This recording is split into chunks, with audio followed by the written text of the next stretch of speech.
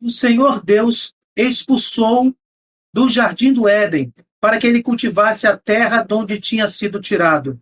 E expulsou e colocou ao oriente do jardim do Éden querubins armados de uma espada flamejante para guardar o caminho da árvore da vida. Nós sabemos que cerca de 30, os 30 primeiros capítulos de Gênesis, do primeiro livro das Sagradas Escrituras, são capítulos altamente simbólicos, possuem uma forte linguagem figurada. Sabendo disso, fica a pergunta: o que significa esta espada de fogo, esta espada flamejante nas mãos de cada um dos querubins que passou a proteger a entrada do paraíso quando Adão e Eva foram expulsos deste mesmo paraíso? O que significa esta imagem? O paraíso mostrado nos primeiros capítulos de Gênesis significa uma comunhão original, uma relação de intimidade dos primeiros pais com o próprio Deus. Tanto que é dito em Gênesis 3, versículo 8, que o Senhor Deus passeava no jardim à hora da brisa da tarde.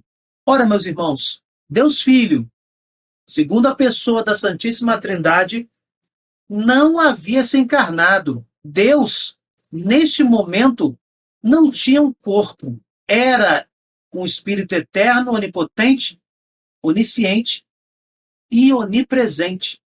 Não poderia caminhar em um jardim para receber a brisa da tarde. Como já foi mencionado, este paraíso significa a comunhão original entre os primeiros homens e o próprio Deus. Uma vez que Adão e Eva, ou os primeiros pais, disseram não a Deus, resolveram comer do fruto da árvore do conhecimento do bem e do mal, que significa realmente a primeira desobediência, o primeiro momento em que os homens, com o livre arbítrio, pois foram criados à imagem e semelhança do próprio Deus, disseram não a este mesmo Deus. Tratava-se aí do primeiro pecado, o pecado de origem, o pecado original. Com este primeiro pecado, veio um lógico e subsequente afastamento destes primeiros pais da presença de Deus, que é o sumo bem, que é amor, que é a própria vida. Por isso, esse afastamento que é voluntário, foram os primeiros pais que assim o quiseram.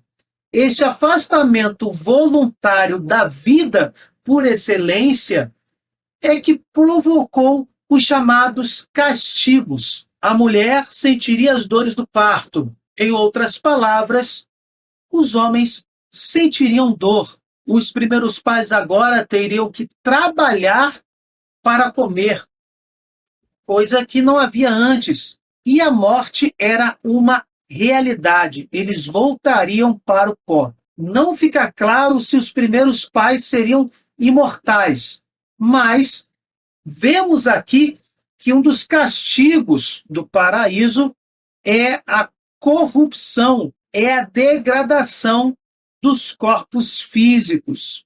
Do pó viestes e ao pó hás de voltar. Sabendo que Deus é amor e que não cria o mal, ele é inalienável ao mal, precisamos entender que Deus não expulsou os primeiros pais do paraíso. Primeiro que o paraíso não é um lugar físico, um lugar geográfico. Com o primeiro pecado, os primeiros pais se afastaram voluntariamente desta comunhão, que aqui é chamada de paraíso, desta comunhão primeira, desta comunhão original. Mas o que significam estes querubins com espada de fogo guardando a porta do paraíso? A Bíblia do Peregrino nos explica que a sentença de morte é transformada, substituída em desterro perpétuo do paraíso. Como lembrança mítica, poderia haver aqui uma projeção da experiência do exílio.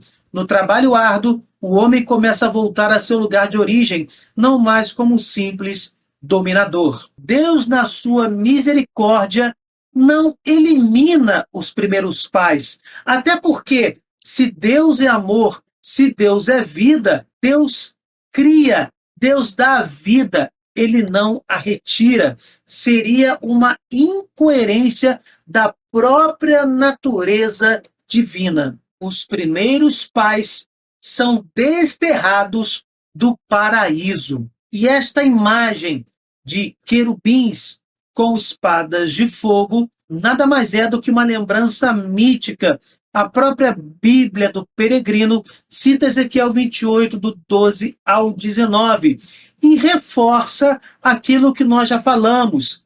Trata-se de uma linguagem figurada. A Bíblia de Jerusalém vai nos dizer que os guardiões do paraíso, ou seja, os querubins com espada de fogo, são uma imagem oriunda do imaginário babilônico e assírio. E diz que esta imagem do afastamento do paraíso, dos primeiros homens terem sido expulsos do paraíso, que o próprio foi guardado, passou a ter a sua entrada guardada por querubins com espadas de fogo, nada mais é do que o afastamento voluntário dos homens da presença de Deus, da comunhão com o Altíssimo, afastamento este provocado pelo primeiro pecado, pelo pecado original. Numa interpretação mais abrangente, que toca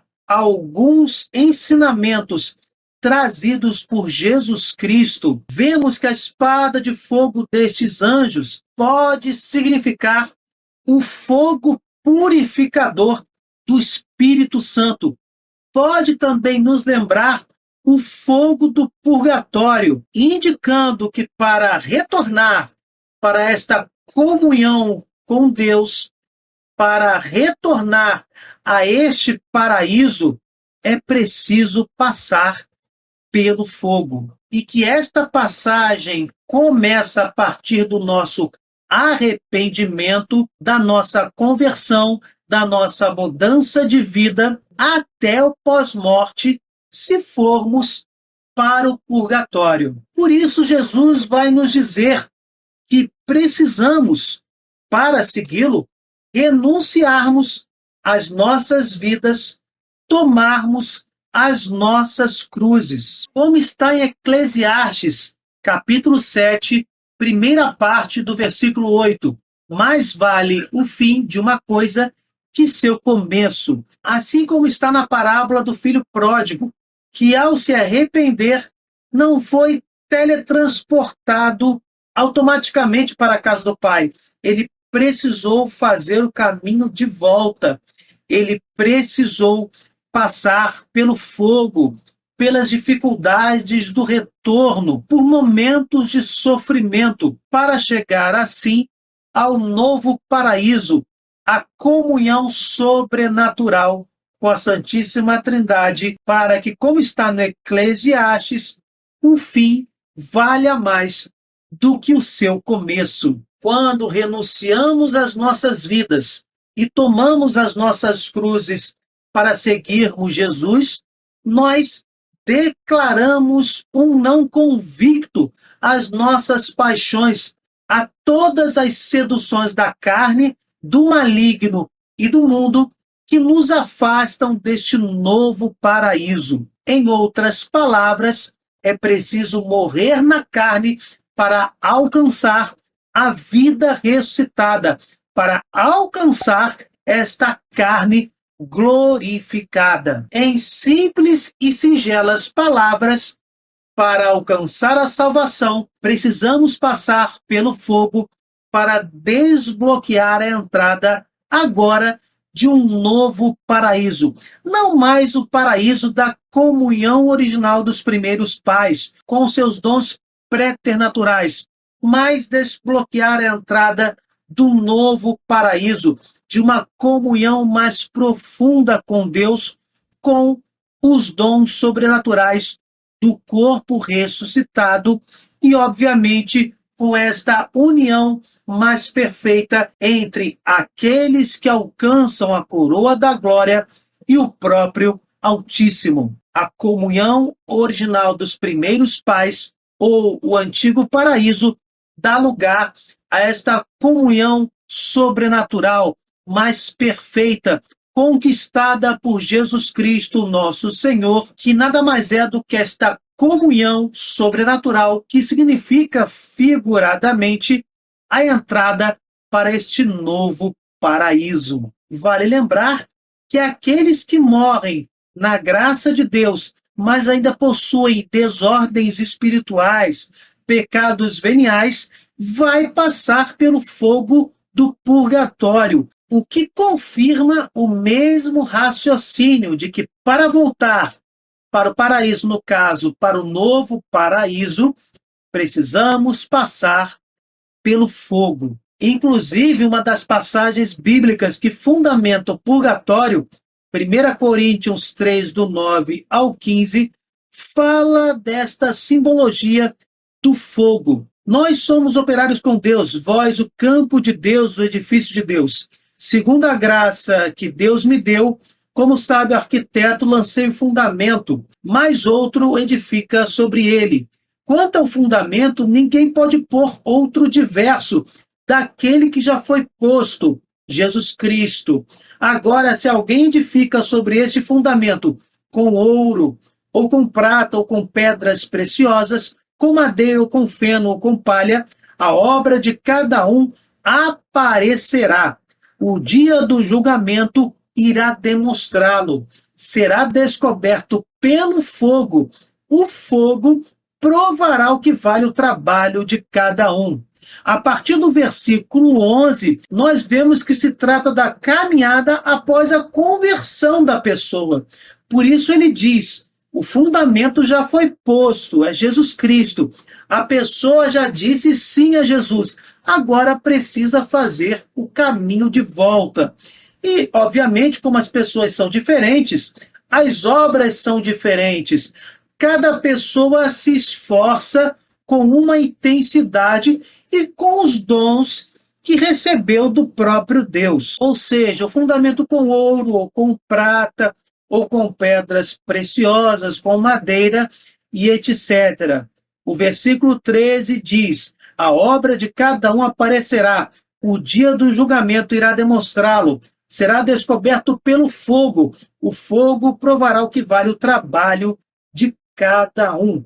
Continuando do verso 14, se a construção resistir, o construtor receberá a recompensa. Se pegar fogo, arcará com os danos. Ele será salvo, porém passando de alguma maneira através do fogo. Que Deus nos ajude a tomarmos as nossas cruzes e a enfrentarmos os obstáculos de cada dia, obstáculos e seduções que nos impedem de continuar no seguimento a Jesus Cristo, nosso Senhor. Que Deus nos ajude a enfrentarmos todos os sofrimentos e todos os momentos de purificação para alcançarmos, com a graça de Deus, a coroa da glória, para que, como está em Eclesiastes, o fim valha mais do que o nosso começo, que a nossa conversão, o começo, nos leve a esta comunhão sobrenatural com o nosso Deus, o novo paraíso, a salvação eterna, o tão chamado fim precioso. Louvado seja nosso Senhor Jesus Cristo, para sempre seja louvado. Se vocês gostaram, deixem o seu like e compartilhem. Cliquem no sininho, se inscrevam no canal. Fiquem com Deus, desculpem qualquer coisa e até o próximo vídeo.